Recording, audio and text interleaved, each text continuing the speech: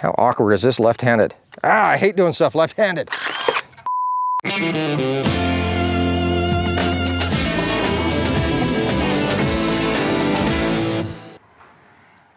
Hi, I'm Mike, and this is Our Wyoming Life.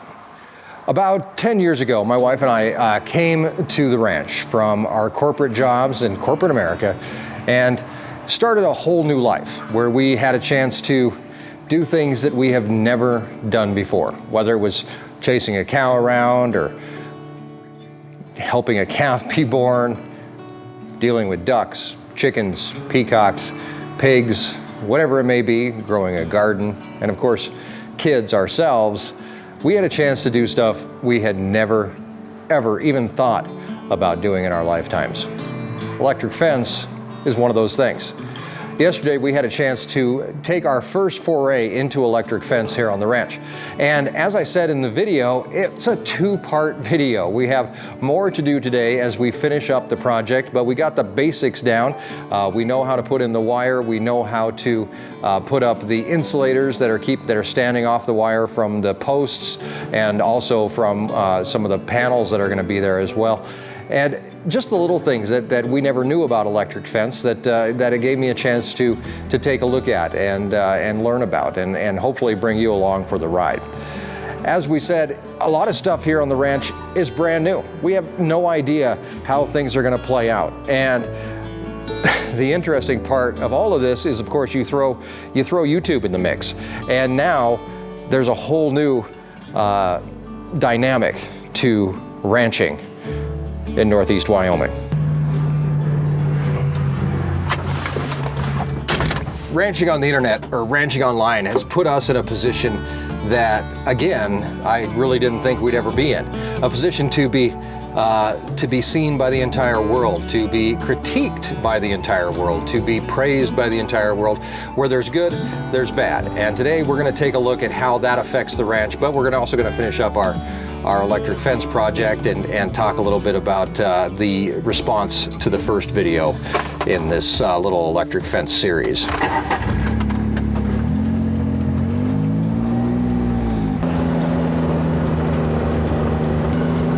Every morning when we post a video, we never know quite what to expect, but there are definitely those videos that we know are going to cause some sort of problem, or at least some sort of reaction from people.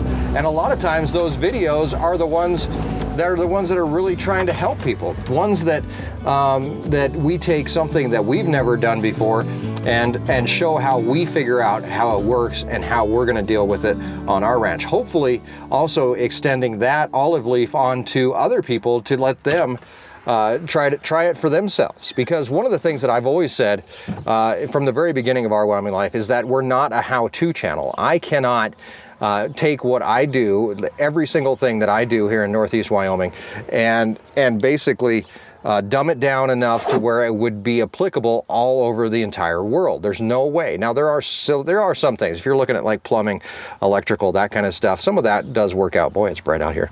Some of that stuff you can make work no matter where you're at. But we start talking about soil health or cattle nutrition and all this kind of stuff. It makes a huge difference where you're at and what you do and how that affects your own ranch. I can't come in and tell you how to do that. No matter how many people there are out there on YouTube that are telling you what to do and how to do it on your ranch, even though they never set foot on your place, I wouldn't let somebody who's never been on this ranch come and tell us how to run things. Unfortunately, there are thousands of people on the internet who think that's perfectly okay to take something that you've never been involved in or take an area that you've never set foot in and try to tell people how they need to run things. I would never go to Alaska and tell somebody how to do anything in Alaska because I've never been there and I have no idea the hardships or the challenges that they face there. I may have seen it on TV, but that doesn't really get you anywhere closer. That being said, we are continuing with our electric fence project today, and I'm going to break this down for you. I'm going to turn it off first because we are going to be working with it. And not only am I going to turn it off, but I'm actually going to take off the hot lead and just kind of let that dangle here, hopefully. Maybe, where can I put it that it's not going to be kind of out of the way? There we go. We'll wrap it up in there. Okay. So here's kind of the thing. I kind of set people up. I'm not afraid to admit it. But in the first video, obviously this was our first foray into electric fence, and I did say that I had more to do on the fence, and I said that this project is not over with. But I didn't tell you what exactly I still had planned to do, because I kind of wanted to see how people would react and how there would be, you know, if people would be, you know, would it be constructive criticism? Would it be just plain out mean? Would it be, you know, hey, you're doing what you can, you're learning as you go, that kind of stuff. So obviously there's a mix of all of that. But today what our plan here is, and a lot of people pointed this out, whether they did it through emails and called me stupid, or said, oh, everything you did on that video, this was the best one that I had, one of the best ones I had, everything you did on that video was a giant waste of money and a waste of your time and my time. That was a good one. But anyway, so one of the things that was pointed out many times is that this wire, you have to be grounded to get shocked from this wire. That's true. You do have to be grounded, and that's why our next wire down is actually going to be, you guessed it, a ground wire. We're going to add that wire in so that if something does go through this fence here, they're not both hot. One of them is a ground wire and one of them is the hot wire. So they're probably going to touch both when they go through. Maybe even if I have enough room, I could add a third wire, and that wire could be another hot wire. And that hot wire would be there if something decides to come up and touch their nose to it or peek in here. A lot of times the deer don't do that. They know what's in here, so they'll just come and try to bounce through. And yeah, if a deer goes through this fence, they're going to tear this up, and I'm going to end up redoing it. But you know what? It's not the end of the world. Also, as for being a giant waste of money, if this whole thing doesn't work, I can take it all down and I can put it somewhere else. So obviously it's not that big of a waste of money. So what we have to do is go ahead and put on a whole bunch more of those insulator clips, which hold this stuff. It's kind of standoff more than anything. It's not really insulating because we have wood posts, but it's more of a standoff, and I want to make sure that it's not rubbing on the posts. So we're going to put some more of these standoffs on, and we're going to run one more around. That one will become a ground wire, which we will then attach to our grounding posts, so that one, if something goes through, it does end up touching both wires, hopefully. And then if we have enough wire and enough standoffs or insulators, we're going to put another row of hot wire on to keep things from bumping through. I'm going to show you how we tie all those together, which isn't hard at all. And hopefully we can get this wrapped up here in just maybe an hour or two. So let's get to it. So this time we're going to be splitting the difference between the top of the panel and the fence itself. So about 32 inches should be about the norm as we go around. And so if we split that, we're going to be down 16.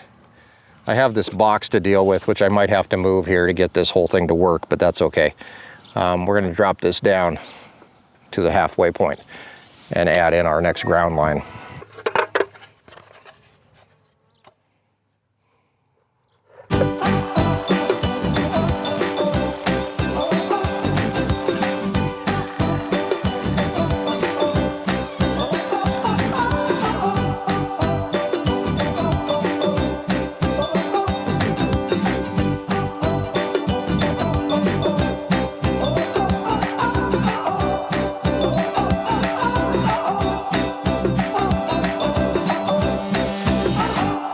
Okay, there we go. We've got our second row. This will be our ground that's actually going to run around.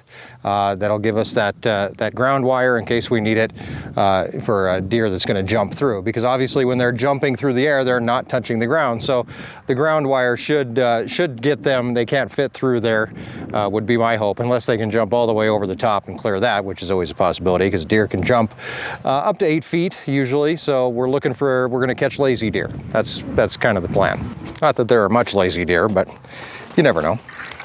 All right, so here we go. Here is our electric wire, and we're going to do the same thing we did last time and run it through little tiny clips. This wire, by the way, we didn't get a chance to look at it that close yesterday, but this is actually, it's almost like a twine when you look at it, but around that twine are wound, hopefully you can see this, little tiny metal wires. Those wires are what conduct the electricity. That's going to keep them from climbing around or jumping around. Okay, so I'm going to tie this off to the fence to get us started.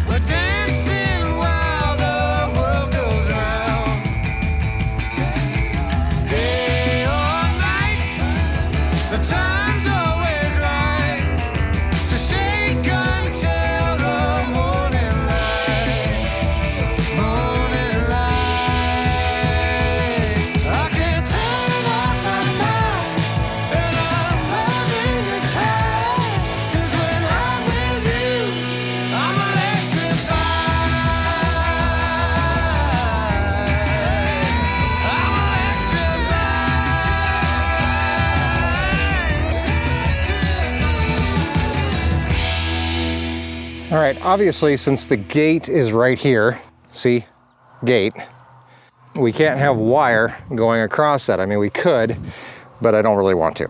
So what I'm gonna do is terminate the wire on both ends, or both sides of the gate, and then continue it going down.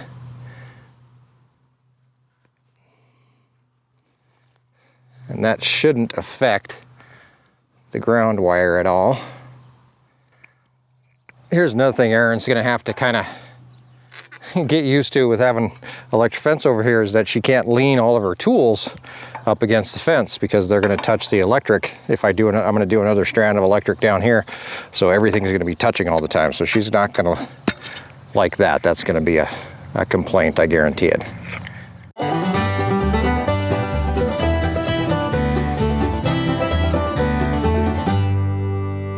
So I will say the best part about electric fence is that you just basically have to tie it together, because then you're completing, you know, all those little wires are touching all the other little wires. So really all you have to do is just tie it together and you've got a solid enough connection to complete a circuit, which is really nice.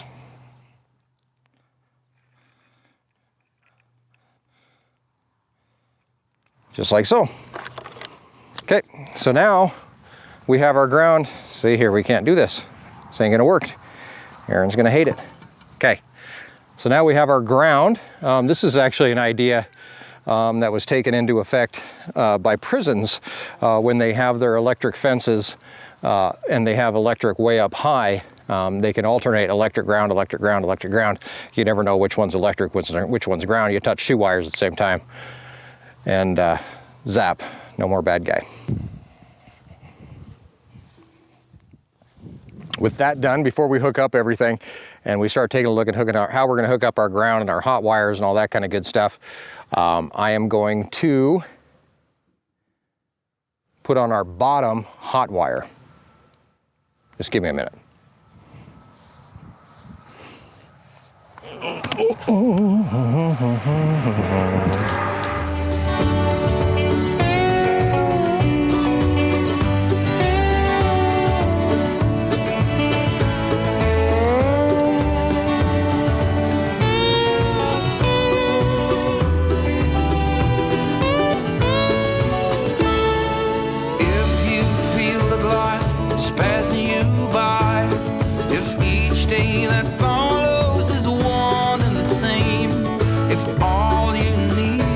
Someone will take the time. Don't go looking, babe. Here I am.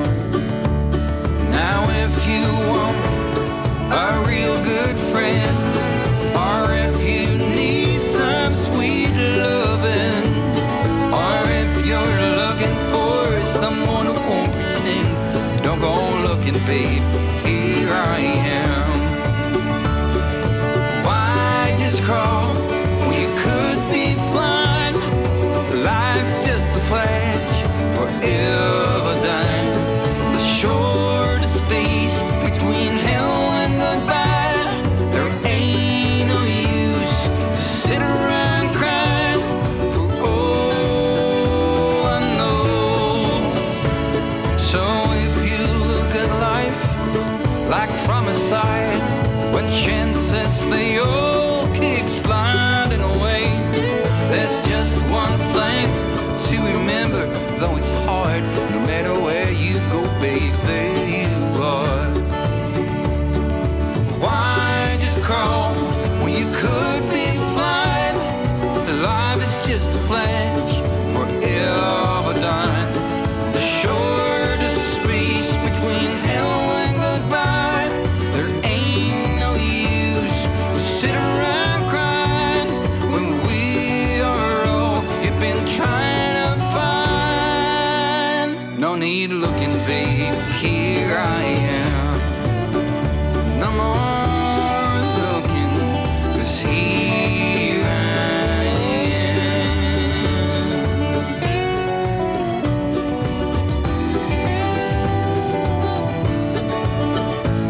All right, now we're done. We've got our hot wire on the bottom, neutral in the middle or ground, and then a hot wire on the top.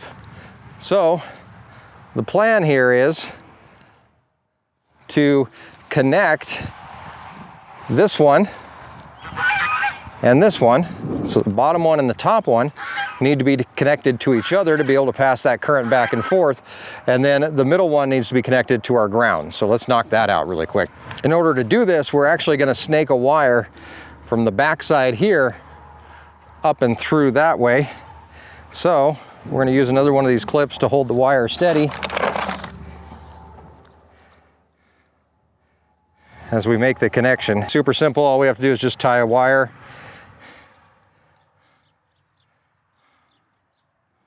onto here. Now we're going to bring it up through this one, and then we can tie it off to that one. Up through and over to this one. And then from our middle ground one, we're going to kind of do the same thing, except for we're going to take it down to our ground post. All right, before the rain gets here, we're going to just hook everything back up, turn it back on. And no, I'm not going to shock myself this time. Because we have a ground wire, we should actually be able to test this relatively easily. So we're going to use our tester again. We're clicking onto the ground wire, and we should be able to hold it on here.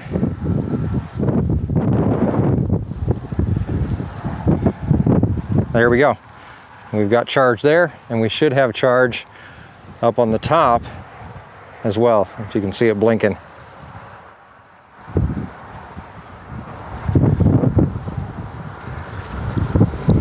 There we go. And then we've got hot wire down here.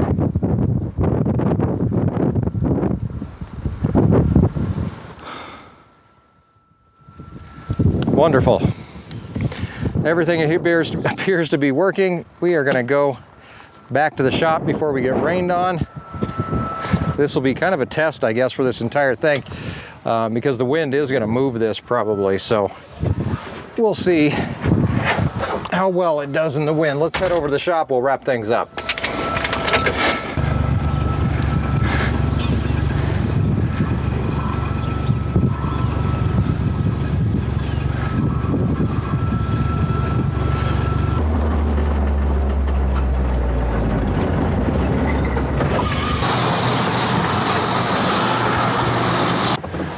There we go, we're done, hopefully. Do I claim to know it all? Of course not. But I'm learning as I go. And it's actually with your guys' help that we do learn. But there is a difference in the way that some people expect to give us help. If you send me an email and say that I'm stupid or that I'm wasting my time or wasting my money, that's not help. That's criticism just for the sake to be mean. If you've left comments that are actually helpful, great. Thank you. I do appreciate that.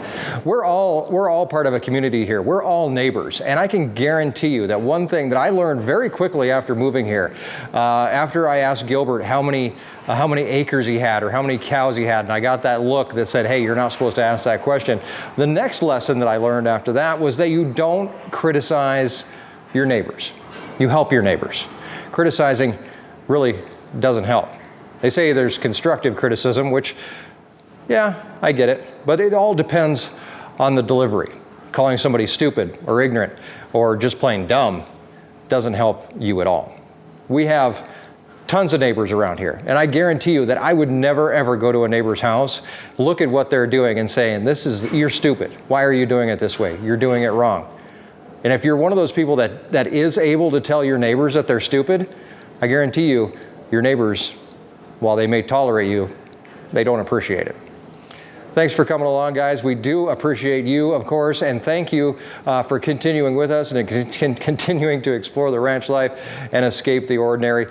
We will take the weekend off. We'll be back on Monday with a live stream from right here on the ranch as we take a look at a Monday morning meetup. We'll talk about what we have coming up for the week. Also, you can catch us on Sunday on the Beyond the Ranch channel as Erin and I get a chance to sit down and talk about things that are behind the ranch and beyond the fence and just everyday life and answer your questions and have a little bit of fun. It's always a good treat. It's at 7 p.m. Sunday night on the channel. It's called Beyond the Ranch. Head on over there and subscribe as well. Hopefully, like I said, the electric fence project is done.